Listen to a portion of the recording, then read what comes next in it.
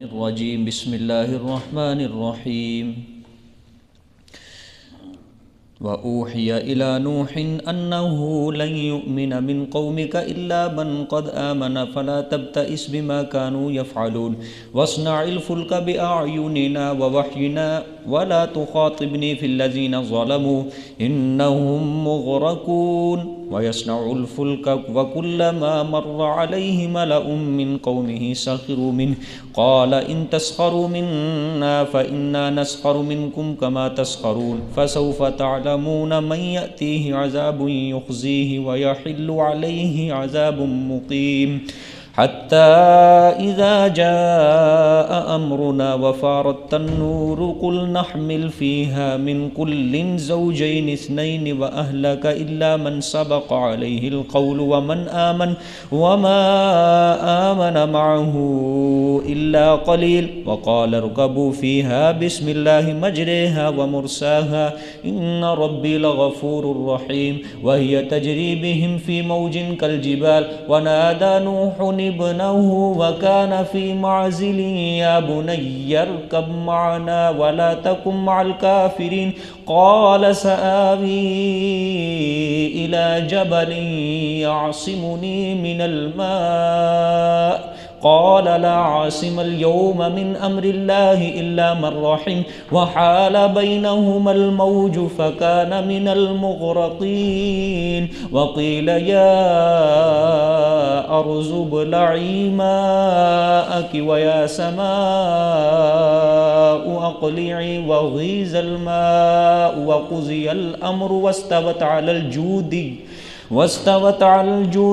وقيل بعدا للقوم الظالمين صدق اللہ العظیم.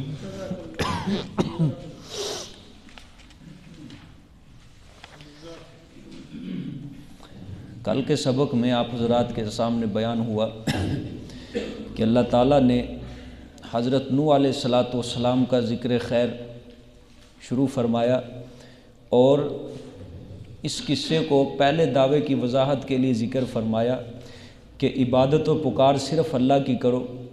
اس کے ضمن میں اللہ نے حضرت نوح علیہ السلام کا قصہ جو ذکر کیا اس میں فرمایا کہ حضرت نوح علیہ السلام نے اپنی قوم کو یہی کہا کہ اللہ تعبدوا الا اللہ، کہ تم عبادتیں نہ کرو صرف اللہ کی. پھر قوم کے لوگوں کی طرف سے جواب، پھر حضرت نوح علیہ السلام کا انتہائی تسلی کے ساتھ ذہانت فطانت متانت کے ساتھ قوم کو جواب دینا. پھر آخر کے اندر جب قوم نے نہ مانا، اپنی ضد اپنے عناد کے اوپر وہ اڑے رہے، تو پھر حضرت نوح علیہ السلام سے انہوں نے مطالبہ کیا کہ آپ بحث و مباحثہ کو جوڑیں، جھگڑے بہت ہو گئے، جس کا آپ ہمیں وعدہ دیتے ہیں یعنی عذاب لانے کا، آپ اگر سچوں میں سے ہیں تو عذاب لے آئیں ہمارے اوپر. پھر حضرت نوح علیہ السلام نے جواب دیا کہ عذاب لانا وہ میرے اختیار میں نہیں ہے، وہ اللہ کے اختیار میں ہے. اگر عذاب آ گیا تو تم اللہ کو کبھی بھی عاجز نہیں کر سکتے ہو، اور میرا نصیحت کرنا تمہیں کوئی فائدہ نہیں دے گا. جبکہ اللہ تعالیٰ نے اگر ارادہ کر لیا تمہیں گمراہی رکھے، میرا نصیحت دینا اس وقت تمہیں کوئی فائدہ نہیں دے گا، اور وہی تمہارا رب ہے، اسی کی طرف تم لوٹ کر جاؤ گے.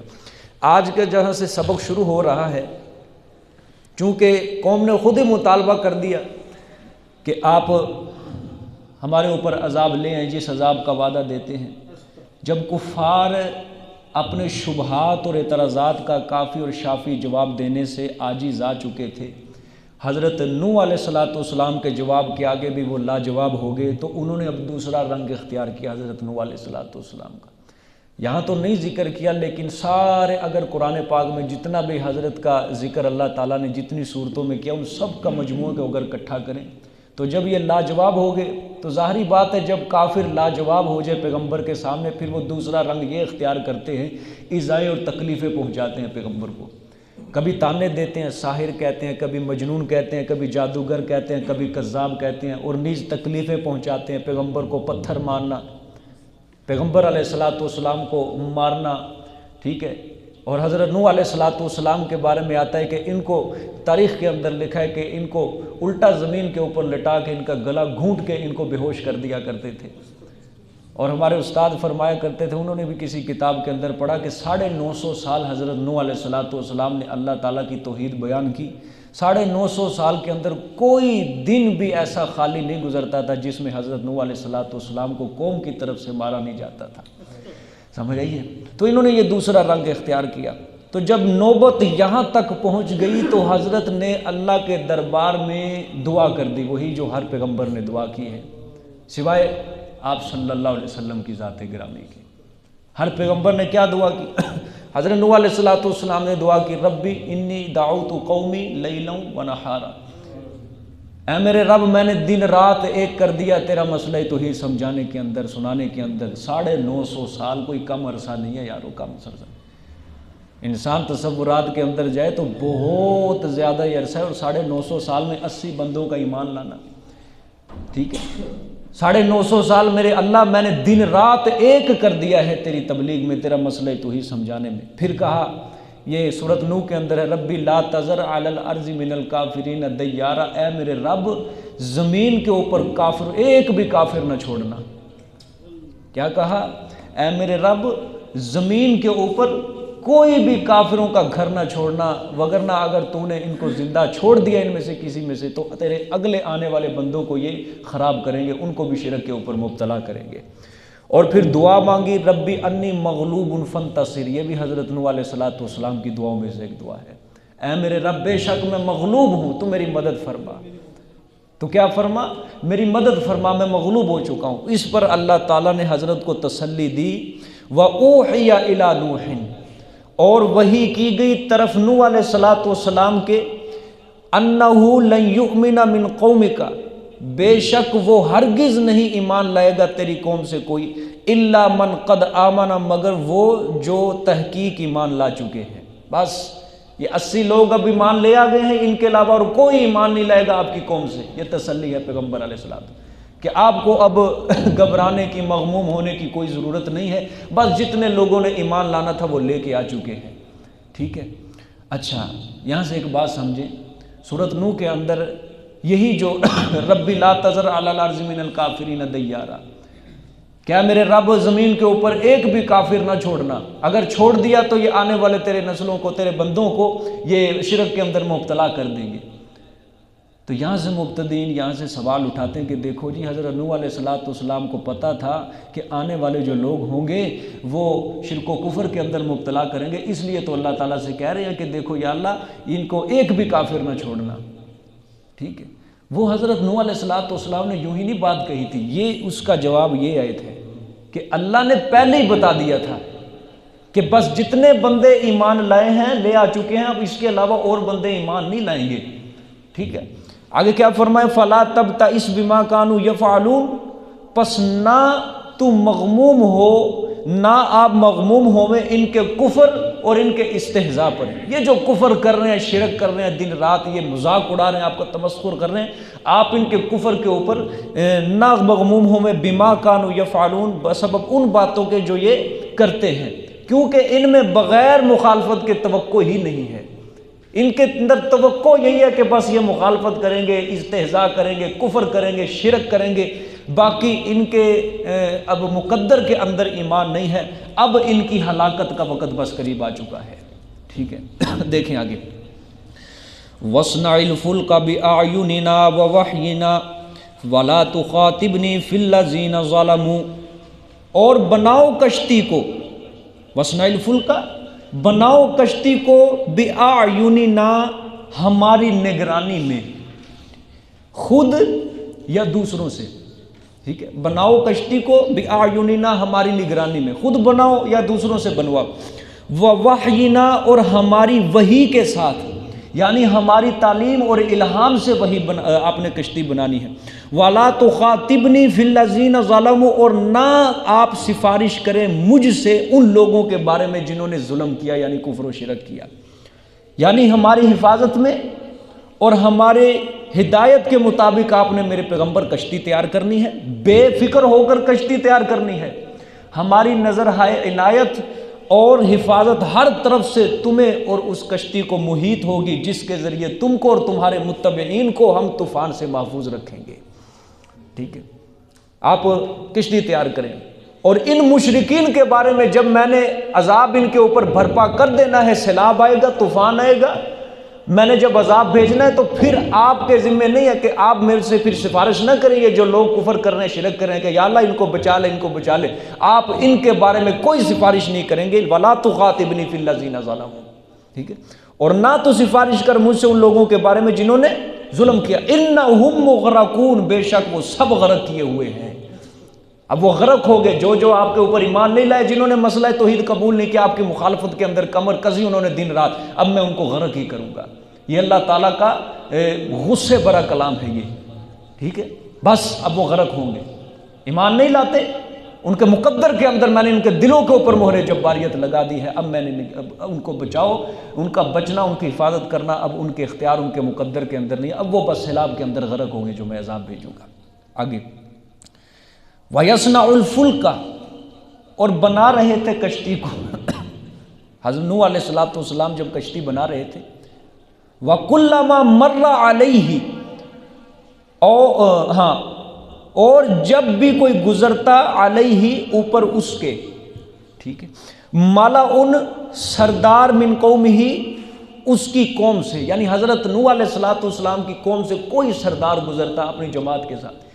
ظاہری بات ہے سردار جو ہوتا ہے قوم کا، اس کے ساتھ 4-5 بندے اور بھی ہوتے، اکیلا تو نہیں جاتا، ٹھیک ہے. تو یہ جو کوئی جماعت گزرتی، کوئی سردار گزرتا حضرت نوح کی قوم سے، سخروا منہ، تو کیا کرتے، مسخریاں کرتے اس سے، یعنی حضرت نوح علیہ السلام کا مذاق اڑاتے تھے. ٹھیک ہے، کیا مذاق اڑاتے تھے؟ جب حضرت کشتی بنا رہے تھے تو ان کی قوم سے جب بھی کوئی سردار گزرتا تھا تو مذاق اڑاتے، کہتے دیکھو جی پہلے پیغمبری کا دعویٰ کیا اور اب یہ بڑھئی بنا ہوا ہے، اب یہ بڑھئی بنا ہوا ہے اور دریا سے دور خشکی کے اندر کشتی بنا رہا ہے. بھلا خشکی کے اندر بھی کوئی کشتی بنتی ہے؟ پانی وہ کتنا دور ہے، سمندر کتنا دور ہے، دریا کتنا دور ہے، اور یہ دیکھو دریا سے کتنی دور کشتی بنا رہا ہے. ٹھیک ہے، پھر حضرت نے کیا جواب دیا؟ قال، حضرت نوح علیہ السلام نے فرمایا، ان تسخروا منا فانا نسخر منکم کما تسخرون. حضرت نے فرمایا اگر تم مذاق کرو گے ہم سے، مسخریاں کرو گے ہم سے، پس بے شک ہم مسخریاں کریں گے تم سے. ٹھیک ہے، کما تسخرون، جیسا کہ تم مسخریاں کرتے ہو. کیا مطلب؟ حضرت نے جواب دیا اگر تم ہم پر ہنستے ہو نا تو پھر ہم بھی تم پر ہنستے ہیں. تم اسی وجہ سے ہنستے ہو کہ یہ کشتی ہم خشکی پر بنائی جا رہی ہے اور یہ خشکی کے اندر نہیں چلے گی. اور نوح علیہ السلام فرما رہے ہیں کہ ہم اس بات کے اندر ہنس رہے ہیں کہ ظالموں، اللہ کے عذاب کا وقت قریب آ چکا ہے، موت تمہارے سرہانے کڑی اور تمہیں معلوم ہی نہیں ہے، تمہیں پتہ ہی نہیں، کوئی فکر ہی نہیں ہے. ٹھیک ہے، کہ کس تمہیں پتہ نہیں ہے، ہم تم پر ہنستے ہیں، ہمارا رب تو ہر چیز کے اوپر قادر ہے. اور ایک وقت آئے گا جب تمہارے اوپر عذاب آئے گا، زمین سے پانی ابلے گا، نکلے گا، پھر یہی کشتی جو خشکی کے اندر کھڑی ہے اللہ اسی زمین کو تری کے اندر تبدیل کر دے گا. کما تسخرون، جس طرح تم مسخریاں کر رہے ہو ہم بھی پھر اسی طرح مسخریاں کریں گے، ہم بھی اسی طرح پھر ہنسیں گے. ٹھیک ہے، اللہ اکبر. یہاں پہ ایک روایت بیان کی جاتی ہے، جب حضرت نوح علیہ، تاریخی روایت ہے، حضرت نوح علیہ السلام کشتی بنا رہے تھے. یہ قوم کے لوگ جو تھے بڑے بے ایمان تھے، انہوں نے بڑا ستایا. ظاہری بات ہے جب کشتی بنا رہے تھے ایسے چپ کر کے تو نہیں بیٹھے ہوں گے. یہ کہتے قوم کے لوگوں نے کشتی کے اندر پخانا شروع کر دیا کرنا، یعنی بیت الخلاء بنا لیا اس کو. اب اللہ تعالیٰ کی ذات بھی دیکھ رہی تھی. اللہ تعالیٰ نے کیا کیا، ایک بندہ آیا وہاں پخانا کرنے کے لیے، وہ ادھر ہی گر گیا. اب جب وہ گند اس کے جسم پہ لگا اس کو خارش پڑ گئی. جب قوم کے اندر گیا، قوم کے لوگوں میں بھی خارش پڑ گئی، سب کے اندر یہ وبا پھیل گئی، ان کے اندر درمیان ساری وبا پھیل گئی، خارش پڑ گئی ایک دوسرے کو. ان میں سے کیا ہوا، پھر ایک بندہ آیا کشتی کے اندر پخانا کرنے کے لیے. جب وہاں آیا وہ بھی گر گیا دوبارہ. کچھ عرصے کے بعد جب وہ آیا وہ گرا. جب وہ گرا تو اس کی خارش ٹھیک ہو گئی. سمجھ آئی؟ اب جب اس نے جا کے بتایا کہ میری خارش وہ کشتی کے اندر جب میں گرا ہوں میری خارش وہ دواب بن گئی، وہ ٹھیک ہو گیا. میں قوم کے سارے لوگ بھاگے اس کشتی کی طرف. جا کے انہوں نے سب نے پخانا اور گند جتنا بھی کیا تھا سارا اپنے جسموں کے اوپر اللہ نے کشتی اسی طرح صاف کروا دی. ٹھیک ہے، تو ظاہری بات ہے اللہ تعالیٰ کی ذات دیکھ رہی تھی اپنے پیغمبر کو، وہ کہیں بھی ذلیل نہیں ہونے دیتا. اور انہی کو خود ہی اللہ تعالیٰ نے قوم کے لوگوں کو ذلیل و رسوا کر دیا. آگے کیا فرمایا، فَسَوْفَ تَعْلَمُونَ مَن يَأْتِيهِ عَذَابٌ يُخْزِيهِ وَيَحِلُّ عَلَيْهِ عَذَابٌ مُقِيمٌ. پس عنقریب تم جان لو گے پس ان قریب تم جان لو گے، من یاتیہ، کون ہے جو آتا ہے اس کو عذاب، یخزیہ، جو رسوا کرتا ہے اس کو، یعنی دنیا کے اندر جان لو گے تم، ابھی تم پہ جو عذاب آئے گا نا چند دنوں کے بعد تم جان لو گے وہ عذاب دنیا کے اندر کس طرح لوگوں کو پھر رسوا کرتا ہے۔ وَيَحِلُّ عَلَيْهِ عَذَابٌ مُقِيمٌ، اور اترے گا اس پر عذاب دائمی، کب؟ آخرت کے اندر، یعنی دنیا کے اندر تو عذاب ملے گا، آخرت کے اندر جو عذاب ہوگا وہ ہمیشہ کے لیے وہ دائمی عذاب ہوگا، وہ کبھی بھی پھر اس سے تمہیں کوئی بچا نہیں سکے گا۔ آگے حتیٰ اذا جاء امرنا وفارت التنور، آ گیا جی اللہ کا حکم وہی، یہاں تک کہ جب آ گیا ہمارا امر یعنی ہمارا حکم عذاب والا، اللہ نے فرمایا وفارت تنور، اور جوش مارا تنور نے، ٹھیک ہے، یہ تنور میں بھی میں اس کی بات بعد میں کرتا ہوں، ابھی فی الحال اس کا ترجمہ سمجھے، وفارت تنور، اور جوش مارا تنور نے، قل نحمل فیہا من کل زوجین اثنین واہلک الا من سبق علیہ القول، اور ہاں ہم نے کہا کہ سوار کر تو اس کشتی میں جوڑا، ہر جوڑا یعنی دو، ٹھیک ہے، ایک نر اور ایک مادہ، ٹھیک ہے، سوار کر تو بیچ اس کشتی کے ہر چیز سے جوڑا، اثنین یعنی دو، ایک نر اور ایک مادہ، وَأَهْلَكَ إِلَّا مَنْ سَبَقَ عَلَيْهِ الْقَوْلُ، اور اپنے اہل کو بھی، ٹھیک ہے، إِلَّا مَنْ سَبَقَ عَلَيْهِ الْقَوْلُ، مگر وہ جن کے اوپر سبقت کر چکی بات، کیا مطلب کہ وہ ایمان نہیں لائیں گے تیرے گھر والوں میں سے، کون مراد ہے؟ بیوی اور بیٹا جو مشرک تھے، ان کو تو نے کشتی کے اندر سوار نہیں کرنا، ان کے اوپر میری بات کیا لگ گئی ہے، مہر جباریت لگ چکی ہے، یہ ایمان نہیں لائیں گے، ٹھیک ہے، وَأَهْلَكَ، اور اپنے اہل کو۔ اچھا اللہ تعالیٰ نے یہاں پہ واضح لفظوں میں نہیں کہا کہ تو نے اپنے بیٹے کو اپنی کشتی میں سوار نہیں کرنا، مفسرین فرماتے ہیں یہ اس لیے کہ حضرت نوح کا بیٹے کا ذکر اللہ نے اس لیے نہیں کیا تاکہ حضرت کے دل آزاری نہ ہو، اس لیے سرسری نگاہ سے اللہ نے فرما دیا وہ اہلک، اور اپنے اہل و عیال کو بھی کیا کر لو، کشتی میں سوار کر لو، الا من سبق علیہ القول، مگر جو سبقت کر چکی اوپر اس کے بعد، ومن آمنا، اور اس کے علاوہ اپنے گھر والوں کے علاوہ وہ لوگ جو ایمان لائے ان کو بھی اپنی کشتی میں کیا کر لے، سوار کر لے، وما آمنا معہ الا قلیل، اور نہیں تھے ایمان لائے ساتھ اس کے مگر تھوڑے لوگ، یعنی حضرت نوح علیہ السلام کے اوپر جو لوگ ایمان لائے تھے وہ زیادہ نہیں تھے، بس تھوڑے لوگ تھے، بس چند آدمی تھے، یعنی 80 آدمی تھے۔ یہاں پہ ایک تھوڑی سی بات سمجھیں، علماء نے اب یہاں پہ بحث چلا دی ہے کہ حضرت نوح علیہ السلام کے اوپر جو طوفان آیا تھا، سیلاب آیا تھا، وہ اس خطے تک محدود تھا یا یہ عالمی طوفان تھا، پوری زمین کے اوپر طوفان آیا تھا، سیلاب آیا تھا، ٹھیک ہے، طوفان اس وجہ سے کہا جاتا کہ آسمان کے اوپر سے بھی بارش برسی تھی اور تیز ہوائیں چلی تھی، اور سیلاب اس وجہ سے کہ زمین کے اندر سے بھی اللہ نے حکم دیا کہ پانی اگل دے، ساری زمین نے پانی اگل دیا تھا۔ علماء نے اب یہاں پہ یہ بحث چلائی کہ حضرت کے زمانے میں جو سیلاب آیا تھا، طوفان آیا تھا، یہ عالمی طوفان تھا یا صرف حضرت نوح علیہ السلام کے خطے تک محدود تھا؟ پہلا قول اس کے اندر یہ ہے کہ وہ جو طوفان آیا تھا وہ حضرت نوح علیہ السلام کے خطے تک محدود تھا، بس جہاں حضرت نوح علیہ السلام کی بعثت ہوئی، نبی بنا کر بھیجا، صرف اس خطے میں عذاب آیا تھا، اس کے علاوہ باقی ساری زمین کیا تھی، محفوظ تھی۔ یہ جو قول ہے یہ یہودیوں کا قول ہے، یہ ٹھیک ہے، یہ یہودی بدبخت جو تھے یہ بھی کیا تھے، تاریخ کو جاننے والے تھے، ٹھیک ہے، یہ ان کا قول ہے، یہ ایک طرف رکھ دو۔ دوسرا قول جو ہے وہ جمہور مفسرین کا، اہل سنت والجماعت جمہور مفسرین، سارے مفسرین اس بات کی طرف ہے کہ یہ طوفان جو تھا یہ عالمی طوفان تھا، پوری دنیا، پوری روئے زمین پر یہ طوفان آیا تھا، یہی قول جو ہے یہ راجح ہے، مختار یہی قول ہے، مفسرین نے اسی قول کو لیا ہے کہ یہ جو طوفان آیا تھا پوری روئے زمین کے اوپر آیا تھا، یہ سیلاب پوری روئے زمین کے اوپر آیا تھا۔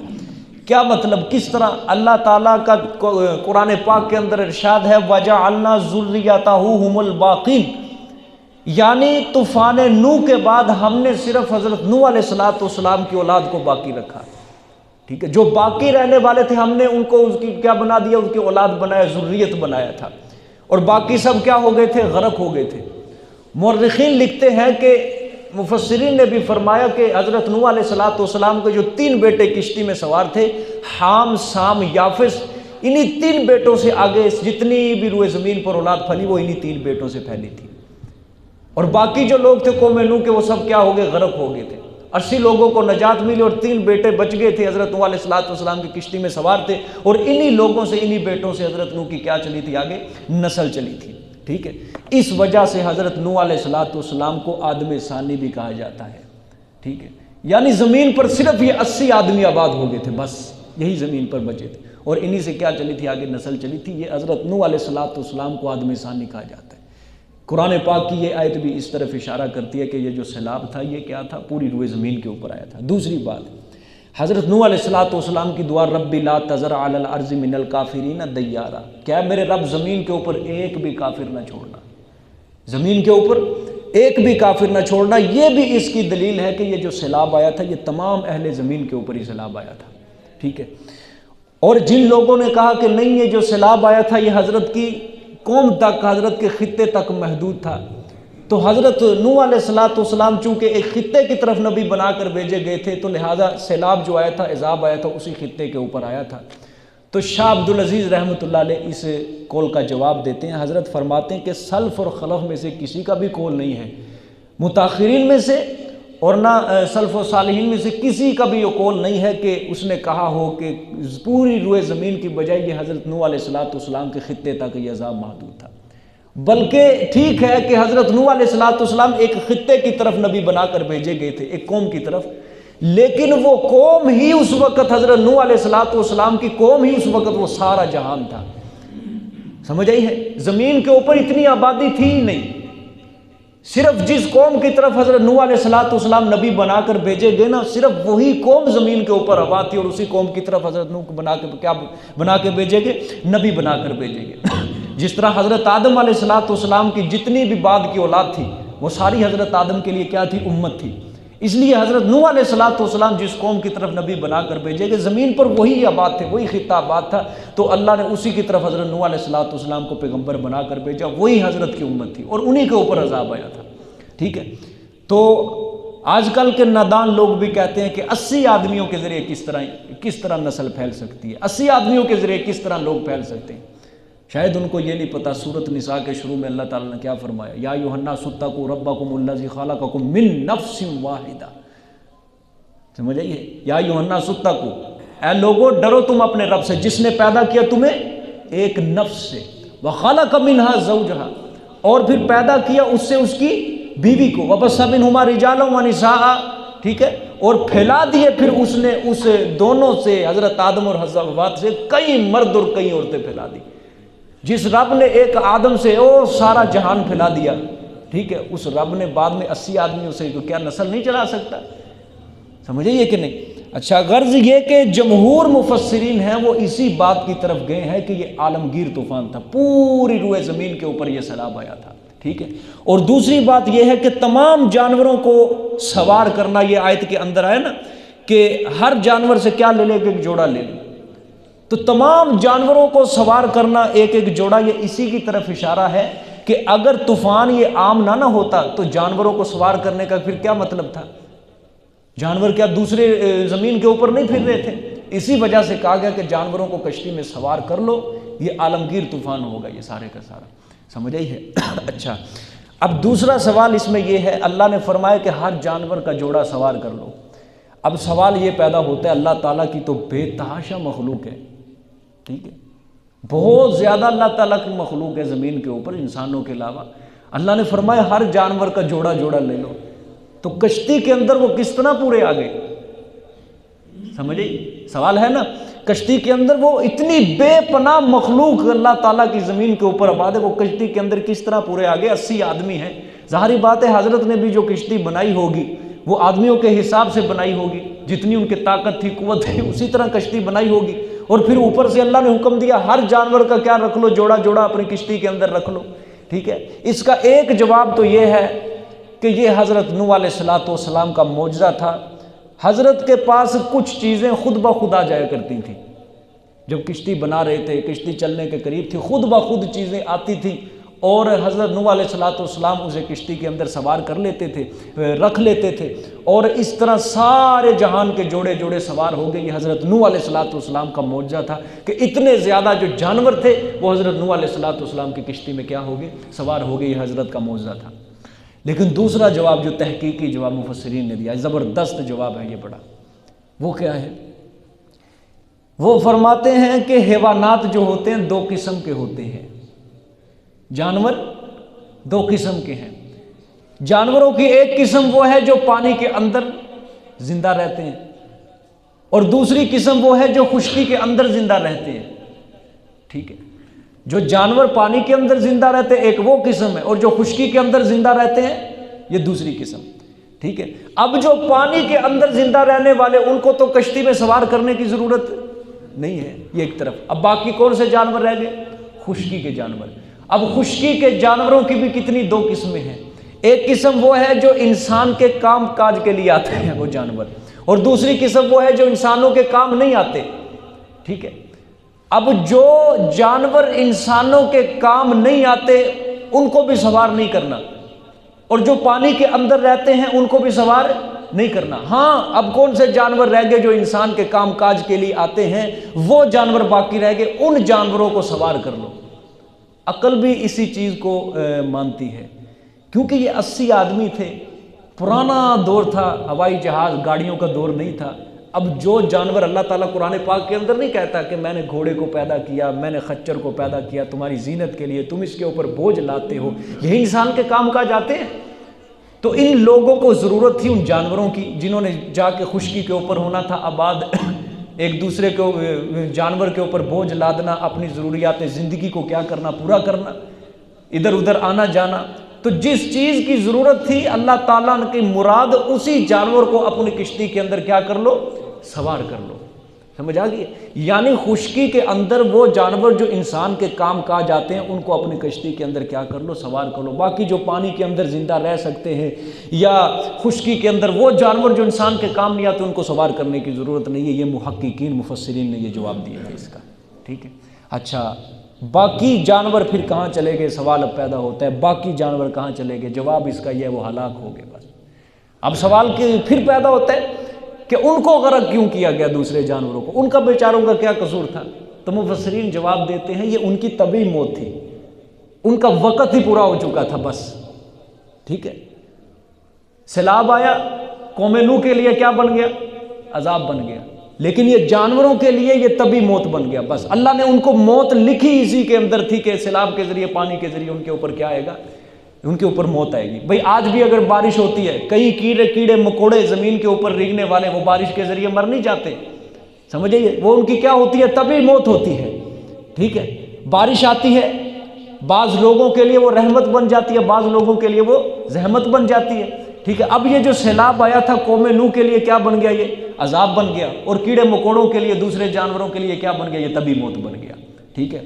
اب سوال پیدا ہوتا ہے اگر یہ مر گئے تو پھر یہ سارے کیسے دوبارہ پیدا کیے گئے تھے، ٹھیک ہے؟ اگر یہ سارے ہلاک ہو گئے تو دوبارہ کس طرح پیدا کیے گئے؟ تو جواب اس کا یہ ہے جس رب نے پہلی مرتبہ ان کو اپنی قدرت کاملہ سے پیدا کیا وہ رب دوبارہ پیدا کرنے کے اوپر بھی قادر ہے۔ سمجھ آ گئی یہ بات؟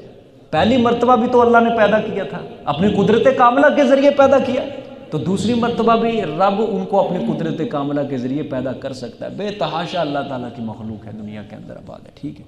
اچھا آیت کے اندر یہ لفظ گزرا ہے وہ فارت تنور، جوش مارا کس نے؟ تنور نے۔ طوفان نوح کی ابتدا کس طرح ہوئی تھی؟ تنور جوش مارنے لگا، یہ ابتدا تھی عذاب کی۔ یعنی حضرت کے اپنے گھر جو تنور تھا روٹیاں پکانے والا، اس کے اندر سے خرق عادت پانی نکلنے لگ گیا، جوش مارنے لگ گیا۔ اللہ تعالیٰ نے حضرت نوح علیہ السلام کو یہ نشانی بتائی کہ جب تیرے تنور سے پانی جوش مارنے لگے، خرق عادت پانی نکلنے لگا، تو سمجھ لے میرا عذاب پہنچنے لگا، بس فوراً ایمان والوں کو اپنے کو لے اور کشتی کے اندر سوار ہو کے نکل پڑ، ٹھیک ہے؟ یہ مطلب ہے اس کا فارت تنور کے جوش مارنے لگا۔ یا بعض مفسرین نے یہ بھی مانا لیا ہے کہ اللہ تعالیٰ کا غضب الہی جب جوش مارنے لگا، پانی نے جب کیا پکڑ لیا؟ جوش پکڑ لیا۔ لیکن مفسرین فرماتے ہیں، زیادہ تر مفسرین اسی بات کی طرف ہے کہ اصل معنی ہی مراد ہے کہ جوش مارنے لگا۔ حضرت نوح علیہ السلام کے گھر میں جو ان کے روٹیوں کا تندور تھا وہ جب خرق عادت، کیونکہ زمین کے اندر سے بھی پانی نکلا تھا نا سارا، ابھی آگے آئے گا، تو وہ جوش مارنے لگا جب، تو پھر حضرت کو پتہ چل گیا کہ اب اللہ کا عذاب آ چکا ہے۔ اب حضرت نے ایمان والوں کو لیا اور کشتی کے اندر سوار ہو کے نکل پڑے، ٹھیک ہے؟ دیکھیں گے دوبارہ آیت کا ترجمہ دیکھ لیں۔ حتیٰ اذا جاء امرنا وفارت النور، یہاں تک کہ جب آ گیا ہمارا حکم اور جوش مارا تنور نے، قل نحمل فیہا من کل زوجین اثنین، ہم نے کہا سوار کر تو اس میں ہر چیز سے جوڑا یعنی دو دو، ایک نر اور ایک مادہ، وَأَهْلَكَ إِلَّا مَنْ سَبَقَ عَلَيْهِ الْقَوْلُ، اور اپنے اہل کو مگر وہ جو سبقت کر چکی اوپر اس کے بعد، وَمَنْ آمَنَ، اور جو ایمان لے آئے ان کو بھی سوار کر لیں، وَمَا آمَنَ مَعَهُ، اور نہیں ایمان لائے ساتھ اس کے مگر تھوڑے، وَقَالَ ارْكَبُوا فِيهَا بِسْمِ اللَّهِ مَجْرَاهَا وَمُرْسَاهَا، اور فرمایا سوار ہو جاؤ اس کشتی میں۔ حضرت نوح علیہ السلام نے قوم سے فرمایا جو ایمان لے آئے تھے، سوار ہو جاؤ اس کشتی میں بسم اللہ ہی، غرق ہونے کا خطرہ نہ کرو، کیونکہ اللہ کے نام کے ساتھ چلنا ہے اس کشتی کا، وَمُرْسَاهَا، اور کنارے لگنا ہے اس کشتی کا، ٹھیک ہے، اللہ کے نام کے ساتھ چلنا ہے اس کشتی کا، اور کنارے لگنا ہے، ٹھکانے لگنا، ٹھہرنا ہے اس کشتی کا، نہ کہ میری قوت سے، نہ کہ میری طاقت سے، ٹھیک ہے، یعنی کشتی کا چلنا، کنارے لگنا، یہ سب کا سب اسی کی رحمت سے ہوگا، اسی کے نام کی برکت سے ہوگا، لہٰذا میرے اوپر بھروسہ نہ کرو، کشتی کے اوپر بھروسہ نہ کرو، بھروسہ کرنا ہے تو صرف اللہ کی ذات کے اوپر کرو۔ دیکھو بھئی زندہ پیغمبر ہے کشتی کے اندر، ایمان والے لوگ بھی ہیں، اور جو ایمان والے لوگ ہیں وہ کم مرتبے والے نہیں ہیں، وہ حضرت نوح علیہ السلام کے صحابی ہیں، اور صحابی کا مرتبہ ولی سے کیا ہوتا ہے؟ زیادہ ہوتا ہے۔ اللہ نے مسئلہ سمجھایا، دیکھو میرا پیغمبر جلیل القدر جس نے 950 سال میرا مسئلہ توحید بیان کیا، اور 80 لوگ جو کشتی کے اندر بیٹھے تھے وہ سارے کے سارے یہی اللہ کے اوپر توکل رکھ رہے ہیں کہ ان کی کشتی کا چلنا اور ان کا کنارے لگانا وہ صرف میرے نام سے ہوگا، وہ میرے اختیار کے اندر ہے۔ سمجھ گئی؟ حضرت نوح علیہ السلام نے یہی دعا مانگی، بسم اللہ مجرہا و مرساہا، اور آپ صلی اللہ علیہ وسلم نے بھی فرمایا کہ جب تم میں سے کشتی کی جو سواری کرے تو اس کو یہی دعا پڑھنی چاہیے، بسم اللہ مجرہا و مرساہا، ٹھیک ہے۔ یہ جو دعا ہے، یہ جو پانی کے اندر جو سفر کیا جائے گا کشتی میں، یہ تب یہ دعا، جب خشکی کے اندر سفر کیا جائے گا وہ سبحان الذی سخر لنا ھذا وما کنا لہ مقرنین والی دعا ہے، ٹھیک ہے۔ آگے دیکھیں، ان ربی لغفور الرحیم، بے شک میرا رب البتہ بخشنے والا ہے، رحم کرنے والا ہے۔ وَهِيَ تَجْرِي بِهِمْ فِي مَوْجٍ كَالْجِبَالِ، اور وہ لیے جا رہی ہے ان کو لہروں میں، کالجبال، مثل پہاڑوں کے، ٹھیک ہے، اور لیے جا رہی ہے ان کو لہروں میں، لہریں کیسی تھی؟ کالجبال، پہاڑوں جیسی لہریں تھیں وہ، ٹھیک ہے۔ اب جب وہ سارے لوگ کشتی کے اندر سوار ہوئے، اسی اثناء میں پانی بڑھ گیا، اب وہ کشتی ان کو لے کر جیسے موجوں میں چل رہی تھی تو پانی اتنا شدت سے تھا، اللہ تعالیٰ نے فرمایا کہ پانی کی جو لہریں تھیں وہ پہاڑوں جتنی بلند تھی وہ لہریں، ٹھیک ہے، اتنا پانی، ایسا سیلاب اور ایسا طوفان آیا تھا وہ، ٹھیک ہے۔ وَهِيَ تَجْرِي بِهِمْ فِي مَوْجٍ كَالْجِبَالِ، کہ وہ کشتی ان کو لہروں کے اندر، اور ایسی لہریں جو پہاڑوں کی مانند تھی، پہاڑوں جتنی اونچی تھی وہ ان کو لے کے جا رہی تھی۔ مقصود اللہ تعالیٰ کے بیان کرنے کا یہ ہے کہ لہروں میں بھی اللہ تعالیٰ کی نظر رحمت ان ایمان والوں کے ساتھ تھی، کہ ایمان والوں کو اطمینان اور سکون کے ساتھ، تسلی کے ساتھ وہ کشتی ان کو اتنی بڑی لہروں میں لے کر جا رہی تھی۔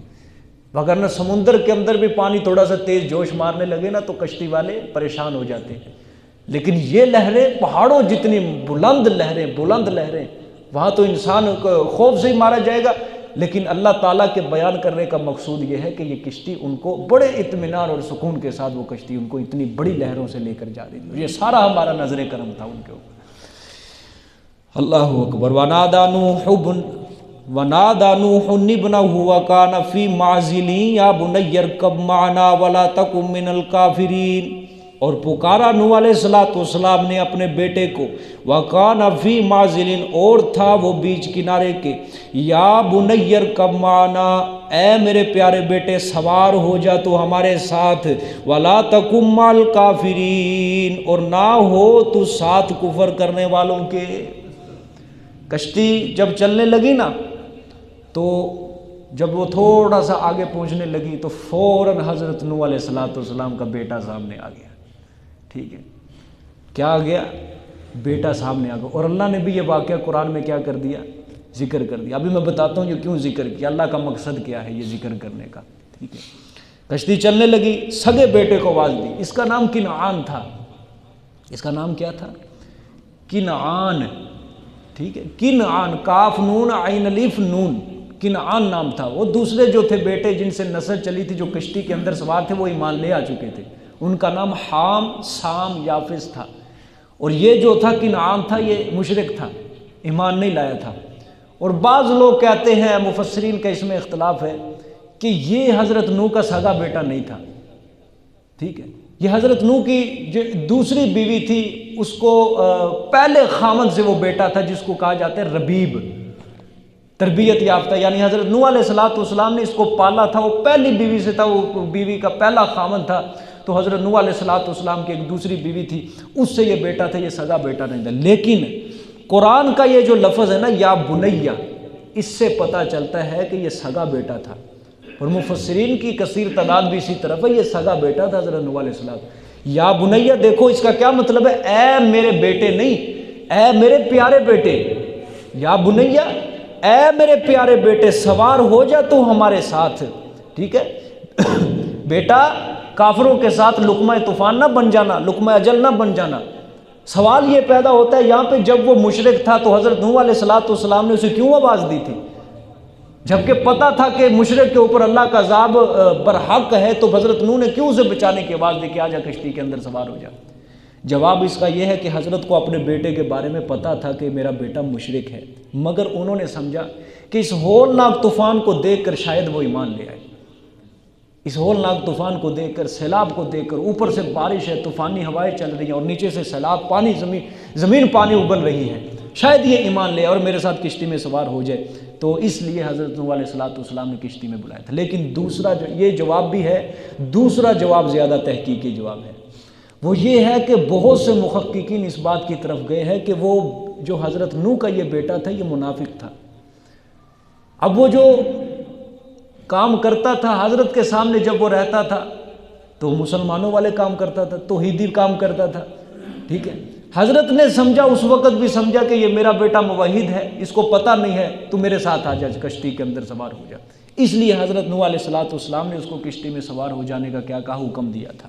ٹھیک ہے، پھر کیا کہا بیٹے نے؟ یہ آیت کا ترجمہ دوبارہ دے. وَنَادَى نُوحٌ ابْنَهُ وَكَانَ فِي مَعْزِلٍ يَا بُنَيَّ ارْكَب مَّعَنَا، اور پکارا حضرت نوح علیہ السلام نے اپنے بیٹے کو، تھا وہ بیچ کنارے کے، اے میرے پیارے بیٹے، سوار ہو جا تو ہمارے ساتھ کشتی میں، وَلَا تَكُن مَّعَ الْكَافِرِينَ، نہ ہو جا تو ساتھ کفر کرنے والوں کے. قَالَ سَآوِي إِلَىٰ جَبَلٍ يَعْصِمُنِي مِنَ الْمَاءِ، بیٹے نے کہا عنقریب میں جگہ پکڑوں گا. سآوی، عنقریب میں جگہ پکڑوں گا طرف پہاڑ کے، یعصمونی من الماء، جو بچائے گا مجھے پانی سے. میں پہاڑ کے اوپر چڑھ جاؤں گا. ابا جان فکر نہ کریں، مجھے آپ کی کشتی کی کوئی ضرورت نہیں ہے، میں پہاڑ کے اوپر چڑھ جاؤں گا، یہ پہاڑ مجھے یہ سیلاب سے، اس پانی سے کیا کر لے گا؟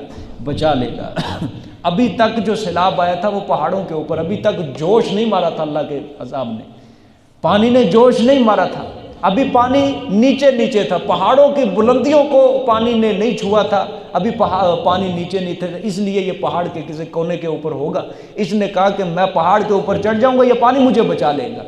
نوح علیہ السلام کو گمان یہ تھا شاید اس قہر عام سے یہ میرا بیٹا دیکھ کر اس قہر کو، اس کو ہوش آ جائے، اور میرے اطمینان کو، میرے سکون کو دیکھ کر اس کی یہ جب نظریں دیکھے گی میرے سکون کو، میرے اطمینان کو، یہ سیدھی طرف آ جائے گا. لیکن غفلت کا پردہ بیٹے کی آنکھوں کے اوپر چھایا رہا، وہ نہیں مان لایا، نہیں آیا حضرت نوح علیہ السلام کے ساتھ کشتی کے اندر. اللہ کی مرضی تھی بھائی، سمجھے، اللہ جس کو ہدایت دے.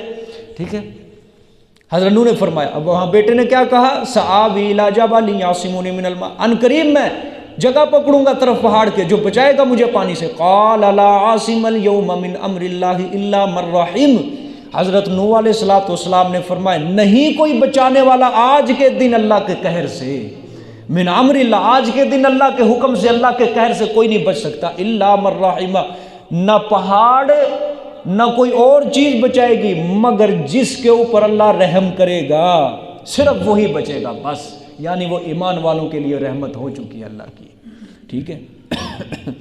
حضرت نے فرمایا اس خیال کو میرے بچے دماغ سے نکال دے، یہ کوئی معمولی سیلاب نہیں ہے جس کو تو سیلاب سمجھ رہا ہے، یہ معمولی سیلاب نہیں ہے، یہ اللہ کا قہر ہے، اللہ کا عذاب ہے یہ، اس میں تدبیریں نہیں چلتی، اس میں اسباب کام نہیں آتے، آج کے دن اللہ کے قہر سے بچانے والا کوئی نہیں ہے مگر جس کے اوپر اللہ رحم کرے گا وہی اللہ کے عذاب سے بچے گا، وہی سیلاب سے بچے گا۔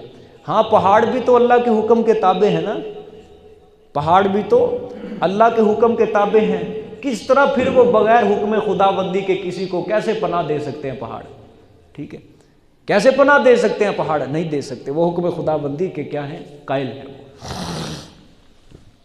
اللہ کے حکم سے آج کوئی نہیں بچا سکتی، یہ اللہ کا قہر ہے، یہ اللہ کا یہ کوئی طوفان یا سیلاب نہیں ہے، یہ اللہ کا قہر ہے۔ وَحَالَ بَيْنَهُمَا الْمَوْجُ فَكَانَ مِنَ الْمُغْرَقِينَ، یہی گفتگو ہو رہی تھی دونوں باپ بیٹوں کے درمیان، یہی گفتگو کہ حائل ہو گئی ان کے درمیان موج، ایک لہر، موج حائل ہو گئی، فَكَانَ مِنَ الْمُغْرَقِينَ، پس ہو گیا وہ غرق ہونے والوں میں سے، اللہ نے غرق کر دیا لہر کے ذریعے۔ اب لہر کیا آتی ہے؟ ایک پل جھپکنے کے قدر وہ کیا ہو گیا؟ وہ غرق ہونے والوں میں سے ہو گیا۔ اللہ اکبر۔ یہاں سے مسئلہ سمجھو، لوگ کہتے ہیں کہ پیغمبر کے پاس اختیار ہوتا ہے، پیغمبر کے پاس ہر بات کا اختیار ہوتا ہے، وہ زوری زور اللہ تعالیٰ سے سفارش کو اپنی بات کو منوا لیتا ہے، پیغمبر کے حق میں ہے، پیغمبر کے پاس طاقت ہے، وہ ہدایت دے سکتا ہے ہر انسان کو۔ اللہ تعالیٰ نے یہ جو حضرت نوح کا اور بیٹے کا جو کلام، یہ واقعہ قرآن پاک میں ذکر کیا، اس سے صاف معلوم ہوتا ہے کہ حضرت نوح علیہ السلام کی مرضی تھی کہ میرا بیٹا سیلاب سے، عذاب سے بچ جائے، اور اللہ کی مرضی تھی پیغمبر کا بیٹا سیلاب کے اندر غرق ہو۔ بتاؤ مرضی حضرت نوح علیہ السلام کی پوری نہیں ہوئی، مرضی صرف کس کی پوری ہوئی ہے؟ اللہ کی ہوئی ہے۔ معلوم ہوتا ہے مختار کل پیغمبر نہیں ہوتا، مختار کل صرف کس کی ذات ہوتی ہے؟ اللہ کی ذات ہوتی ہے، اللہ ہی کے اختیار میں ہے، اللہ ہی کی طاقت میں، قوت کے اندر ہے کہ کس کو ہدایت دینی ہے، کس کو ایمان سے نوازنا ہے، کس کو سیلاب سے بچانا ہے، کس کو سیلاب کے اندر غرق کرنا ہے۔ یہ اختیار، یہ طاقتیں، یہ قوتیں ساری کی ساری اللہ کے پاس ہیں۔ اگر نبی کے پاس طاقت ہوتی، قوت ہوتی کہ وہ کسی کو ایمان دے سکے تو حضرت نوح علیہ السلام اللہ تعالیٰ کے جلیل القدر پیغمبر تھے، 950 سال جس پیغمبر میں اللہ کی تبلیغ کی، اللہ تعالیٰ کے مسئلہ توحید کو بیان کیا، وہ اپنے بیٹے کو بھی ہدایت نہیں دے سکے تھے۔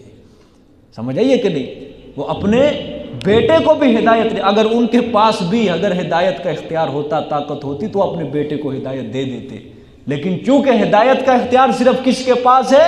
اللہ کے پاس ہے، نبی کے پاس نہیں ہے، ٹھیک ہے؟ وگرنہ دیکھ لو قرآن واقعہ بیان کر رہے ہیں، سگا بیٹا ہے سامنے، سگا بیٹا ہے، سمجھ آ گیا؟ کنعان سگا بیٹا ہے، اور حضرت فرما رہے آ جا میرے ساتھ کشتی میں سوار ہو جا، اللہ کو نہیں تھا منظور، سمجھ آئیے؟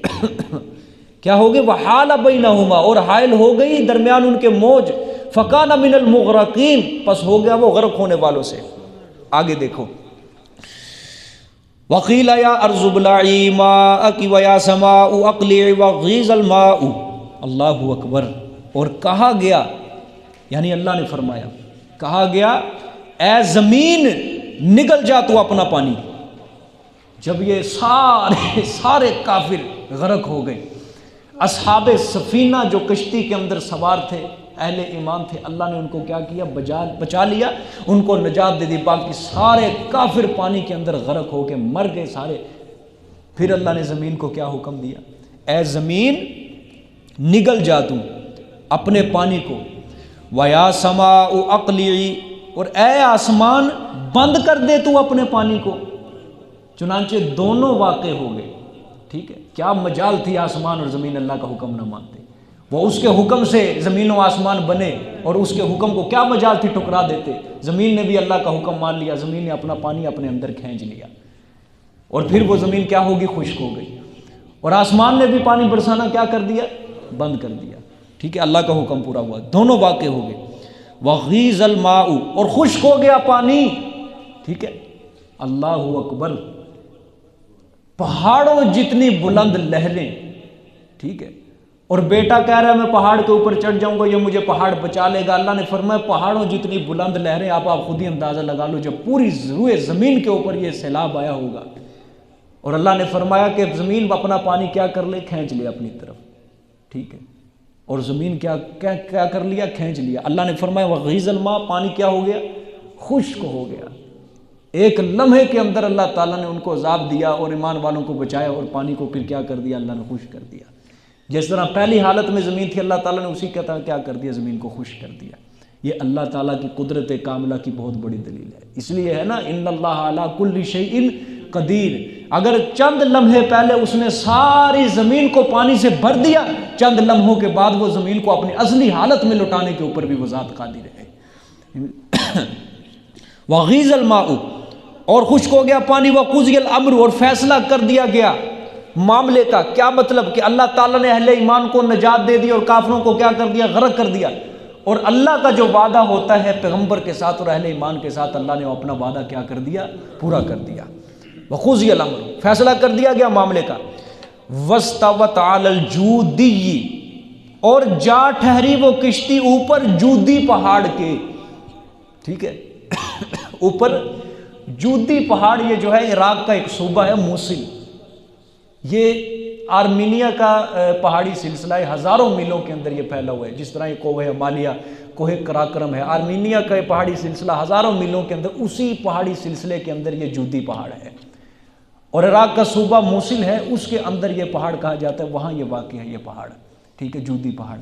اس کے قریب ایک کشتی کیا ہوگی، ٹھہر گئی۔ وقیل بعدا لقوم الظالمین، اور کہا گیا دوری ہے رحمت الہیہ سے واسطے قوم ظلم کرنے والی کے، دوری ہے کس سے، رحمت الہیہ سے واسطے قوم ظلم کرنے والی کے، جنہوں نے حق اور اہل حق سے ناانصافی کی، حق اور اہل حق سے ناانصافی کی، اللہ نے فرمایا میں نے ان کو اپنی رحمت سے ہمیشہ کے لیے دور کر دیا ہے، ٹھیک ہے۔ اب یہاں تک یہ واقعہ ختم نہیں ہوا۔ حضرت نوح علیہ السلام کو جب معلوم ہوا ایک دوسرے مقام پہ اللہ نے فرمایا میں تیرے اہل کو بچاؤں گا، ٹھیک ہے، تو جب یہ ساری کشتی ایمان والے چلے گئے، کنارے لگ گئی کشتی، حضرت نوح کے ذہن میں خیال آیا اللہ نے تو مجھ سے وعدہ کیا تھا کہ میں تیرے اہل کو بچاؤں گا، اور میرا بیٹا تو غرق ہو گیا۔ پھر یہ اگلا سوال جواب یہ ہے، یہ انشاءاللہ کل کے سبق میں پڑھیں گے۔ جزاک اللہ۔